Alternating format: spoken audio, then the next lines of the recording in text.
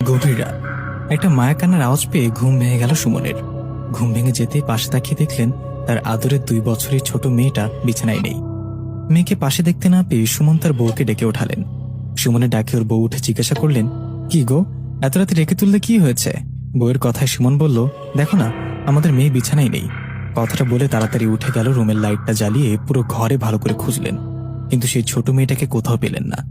নিজের আদরের ছোট মেয়েকে হারিয়ে পাগলের মতো লাইট হাতে বাইরে চিৎকার দিয়ে মেয়েটাকে খুঁজতে লাগলেন।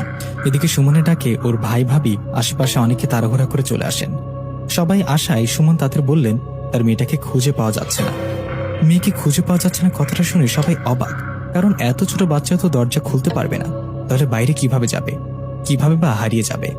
সুমন ও সুমনের বউয়ের কান্নায় সবাই মিলে লাইট হাতে বাচ্চাটিকে খুঁজতে লাগলেন, কিন্তু আশেপাশের কোথাও বাচ্চাটিকে তারা খুঁজে পেলেন না।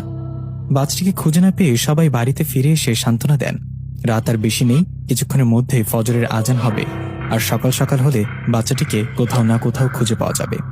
এই ভেবে সবাই অপেক্ষা করতে লাগলো। কিছুক্ষণ পর আজান হলো। আজানের অনেকেই নামাজ পড়তে চলে গেলেন। এভাবে আরো কিছুদিন অপেক্ষার পর চারিদিকে দিনের আলো ফুটে উঠলেন। দিনের আলো মানে সকাল হওয়ায় সবাই মিলে বাচ্চাটিকে আবারও খুঁজতে লাগলেন।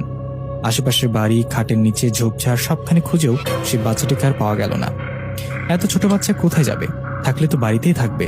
তবুও মা বাবার মন কোনোভাবেই মানছে না।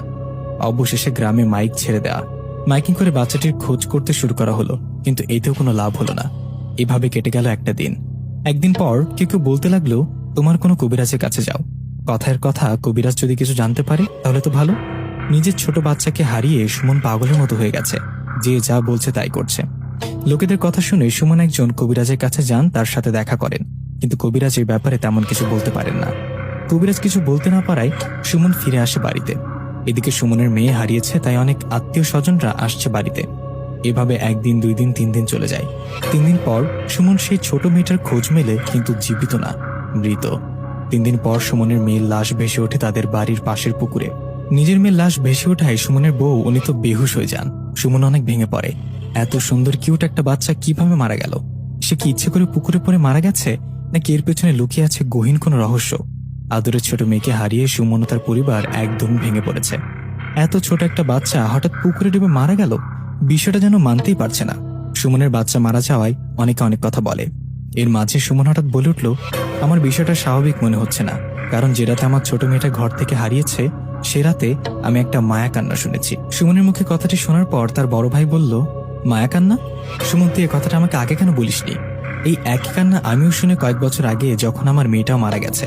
আমার ছোট মেয়েটা মারা যাওয়ায় আমি স্বাভাবিক ভেবেছি।